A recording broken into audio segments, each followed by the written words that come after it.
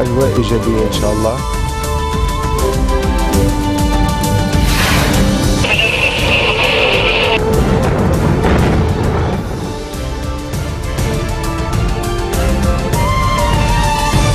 Good afternoon. You're watching the English newscast on Future Television. I'm Linda Sneem, and these are the news trending today. Lebanese Maronite Patriarch Shaddai urges political parties once again during Christmas Mass to seriously discuss a recent initiative aimed at ending the presidential vacuum. On the occasion of Christmas, Pope Francis urges the world to unite to end atrocities caused by Islamist militants. And Russian Foreign Minister Sergei Lavrov says Qatar and Russia have discussed what is needed to catalyze peace talks between warring parties in Syria. Maronite Patriarch Shaddai has urged political parties during Christmas Mass to seriously discuss a recent initiative aimed at ending a 19-month-old presidential vacuum and take a responsible decision over it. During his sermon in Kirkuk, said it is the duty of political and parliamentary blocs to tackle the new initiative regarding the election of a head of state according to the constitution and democratic practices. He urged politicians to meet over the initiative, which he says is supported internationally. He warned that negligence was tearing down the state, its institutions and capabilities, and is causing economic strife among the people. The initiative, which was launched by Future Movement's leader Saad Hariri, sought to bring Marada Movement chief MP Sleiman Frangieh to the presidency in exchange for him returning to the premiership. Hundreds of Christian Palestinians, as well as tourists from around the world, arrived early this morning to the Nativity Church in Bethlehem to celebrate Christmas Mass at the birthplace of Jesus. The Mass at the West Bank Church was led by Latin Patriarch of Jerusalem, Fuad Toual, who also led Midnight Mass attended by Palestinian President Mahmoud Abbas and Palestinian Prime Minister Rami Hamdallah.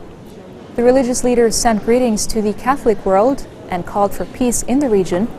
This year's Christmas festivities are taking place as the recent wave of violence that started more than 2 months ago is still ongoing in the West Bank, Israel, and Jerusalem. And at the Vatican, Pope Francis has urged the world in his Christmas message to unite to end atrocities caused by Islamist militants that he said were causing immense suffering in many countries. Security was tight at the Vatican as Francis, marking the third Christmas since his election in 2013, read his traditional Christmas Day address from the central balcony of St. Peter's Basilica.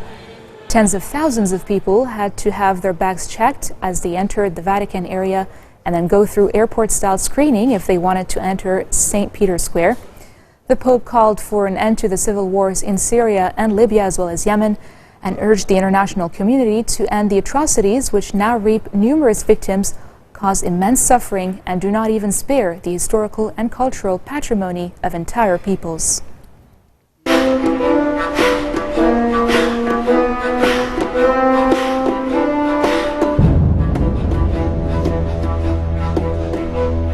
Russian Foreign Minister Sergei Lavrov says Qatar and Russia have discussed what is needed to catalyze peace talks between the Syrian opposition and President Bashar al-Assad's government. Lavrov was addressing journalists in Moscow alongside Qatari Foreign Minister Khalid al-Attiyah, but did not provide any further details.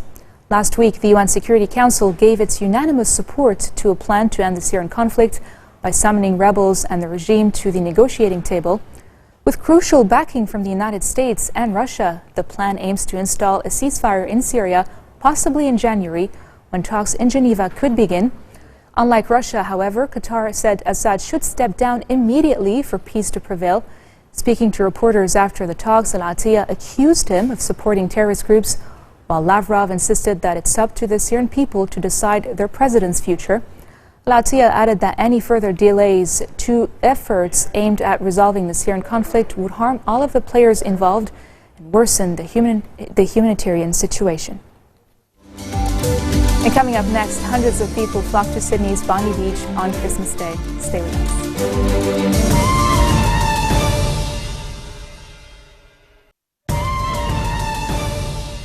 Welcome back. The Islamic State has sanctioned the harvesting of human organs in a previously undisclosed ruling by the group's Islamic scholars, raising concerns that the violent extremist group may be trafficking in body parts.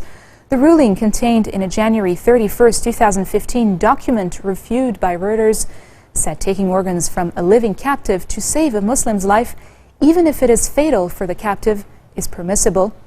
Reuters couldn't independently confirm the authenticity of the document, but U.S. officials say it was among a trove of data and other information obtained by special forces in a raid in eastern Syria last May.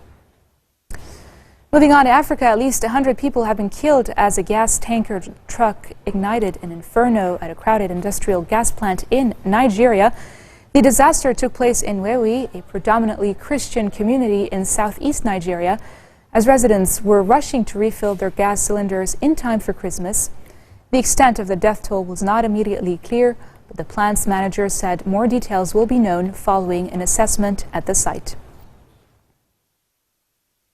Afghan Special Forces troops are locked in an intense battle with Taliban fighters in Afghanistan's strategic Zanjan district after retaking some government buildings from the armed group. Reports say at least 20 civilians have been killed during the past 24 hours of fighting. The fight for control of the town in southern Afghanistan's Helmand province has raged for days, with both sides claiming to have the upper hand. The 53 Americans taken hostage in Iran in 1979 will get financial compensation that eluded them for decades after U.S. politicians included a payment provision in sweeping spending legislation. The men and women taken hostage by Iranian student groups at the U.S. Embassy and who spent 444 days in captivity will be given restitution of up to $4.4 million each, or $10,000 for each day they were held.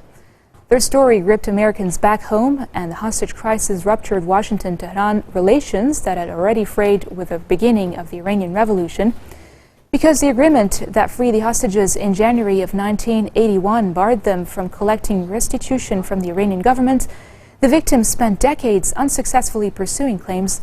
But when a U.S. judge this year ordered France's largest bank, BNP Paribas, to pay $8.9 billion in fines to settle violations of U.S. sanctions linked to Iran, funding for terrorism victims finally became available. And in his week's address, U.S. President Barack Obama and First Lady Michelle Obama wished Americans a Merry Christmas and Happy Holidays. They celebrated the values of the season and asked citizens to come together as one family and to care for others. Merry Christmas, everybody. This is one of our favorite times of year in the Obama household, filled with family and friends, warmth and good cheer. That's even true when I spend all night chasing Bo and Sonny away from the cookies we leave for Santa. It's also my favorite weekly address of the year because I'm joined by a special holiday guest star, Mrs. Obama. Merry Christmas, everyone. You know, here at the White House, we spent the past month helping everyone get into the holiday spirit.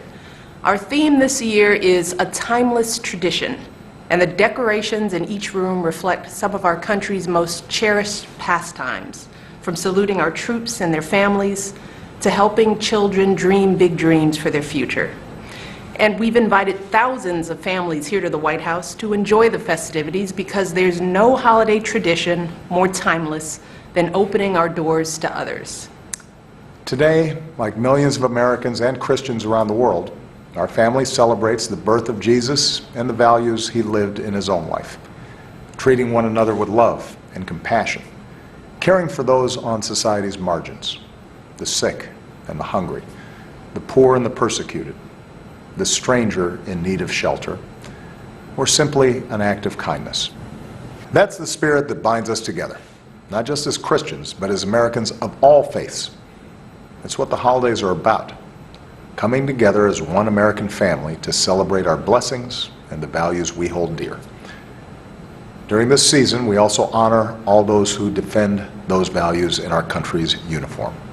Every day, the brave men and women of our military serve to keep us safe, and so do their families.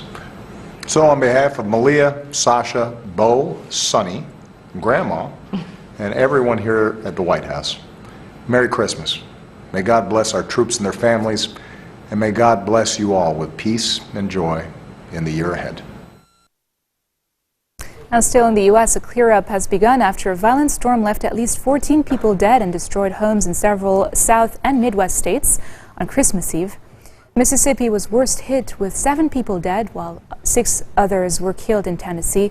At least 20 tornadoes have been reported, knocking down trees and leaving thousands without power. Just a little south, Cubans prepare to celebrate Christmas, a resurgent holiday banned for 38 years by the communist government, amid new hope as relations improve with the United States. After an initially hesitant revival, the Christmas spirit is once again booming on the island. More details in this report. Never mind the revolution, it's Christmas in Havana. The holiday was officially banned in 1969. But after Pope John Paul's historic 1997 visit, it was reinstated. And with President Raul Castro revamping the economy to create private businesses, there's hope and impatience this Christmas. For families, Christmas time is important, a time to come together. I think that what is happening with the United States would be better if the system changed a bit, if there was less talk, more action. With new rules in the U.S. to ease trade, travel, and investment restrictions with Cuba, despite an embargo, Havana-based entrepreneur Carmen Maria Alvarez sees better times ahead. There is hope from the opening. Opening for families reuniting, for economic opening. You can already see substantial changes among the people with the arrival of Americans. And yes, I think we Cubans have a lot of hope. And that hope comes just in time for Christmas. Raging bushfires have destroyed 2 homes and sent residents of a famous Australian beauty spot fleeing for their lives on Christmas Day, while firefighters struggled to control the blazes using water-bombing aircraft.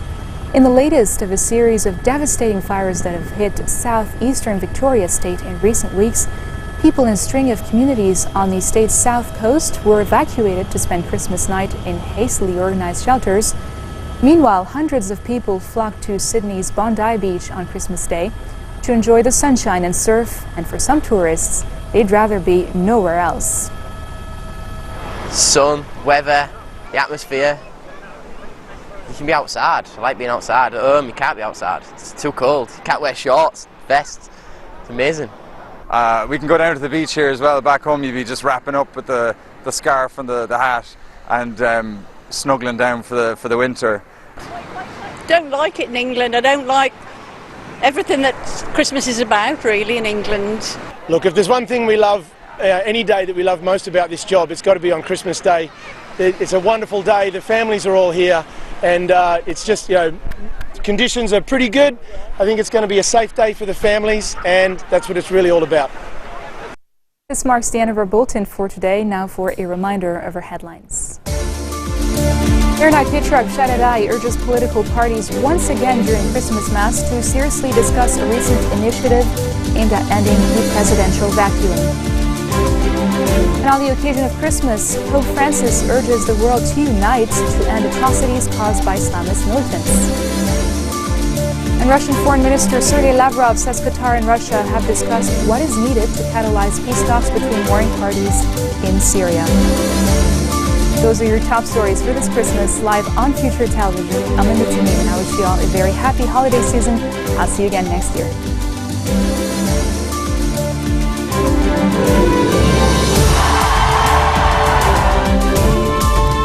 الأجواء إيجابية إن شاء الله.